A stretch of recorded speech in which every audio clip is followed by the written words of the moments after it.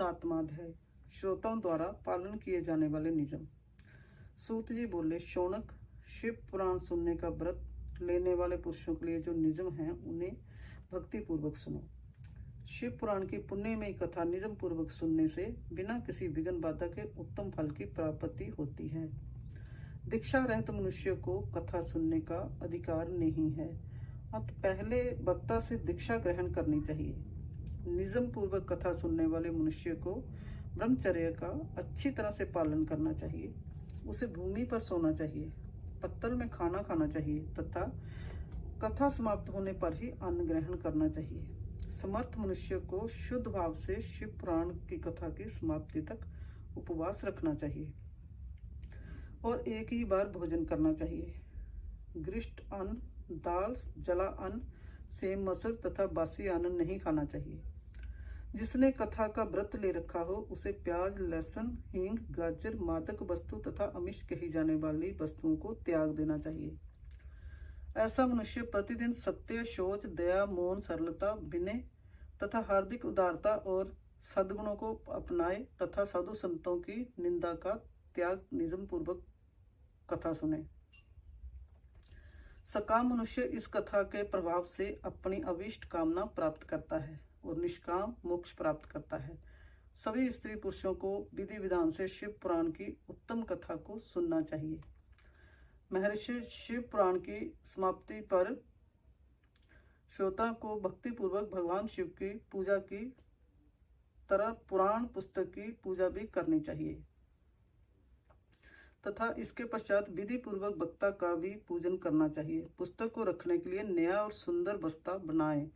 पुस्तक व वक्ता की पूजा के उपरांत वक्ता की सहायता हेतु बुलाए गए पंडित का भी सत्कार करना चाहिए। कथा में पधारे अन्य ब्राह्मणों को भी अन्न धन का दान दें। गीत, वाद्य और नृत्य से उत्सव को महान बनाएं। विरक्त मनुष्यों को कथा समाप्ति पर गीता का पाठ करना चाहिए तथा गृहस्थ को श्रवण कर्म की शांति हेतु होम करना चाहिए। होम रुद्र संहिता के श्लोकों द्वारा अथवा गायत्री मंत्र के द्वारा करें।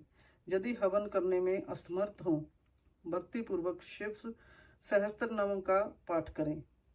कथा श्रवण संबंधी व्रत की पूर्णता के लिए शहद से बनी खीर का भोजन 11 ब्राह्मणों को कराकर उन्हें दक्षिणा दें। समुद्र मनुष्य 3 तोले सोने का एक सुंदर सिंहासन बनाए और उसके ऊपर लिखी अथवा लिखाई हुई शिव पुराण की लिखी पोथी को विधि पूर्वक स्थापित करें तथा पूजन करके दक्षिणा जलाएं। फिर आचार्य का वस्त्र, आभूषण एवं गंध से पूजन करके दक्षिणा सहित वह पुस्तक उन्हें भेंट कर दें। शौनक, इस पुराण के दान के प्रभाव से भगवान शिव का अनुग्रह पाकर मनुष्य भव बंधन से मुक्त हो जाता है। शिव पुराण को विधि पूर्वक संपन्न करने पर यह संपूर्ण फल देता है तथा भोग और मोक्ष प्रदान करता है। मुने, शिव पुराण का सारा महात्म्य जो संपूर्ण फल देने वाला है मैंने तुम्हें सुना दिया है। अब आप और क्या सुनना चाहते हो? श्रीमान, शिव पुराण सभी पुराणों के माथे का तिलक है।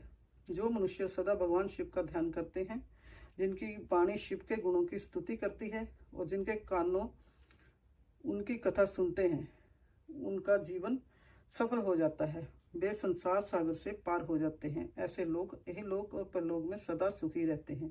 भगवान शिव के सच्चिदानंद स्वरूप का स्पर्श पाकर ही समस्त प्रकार के कष्टों का निवारण हो जाता है। उनकी महिमा जगत के बाहर और भीतर दोनों जगह विद्यमान है। उन अनंत रूप परम शिव की मैं शरण लेता हूँ। ओम नमो शिवाय।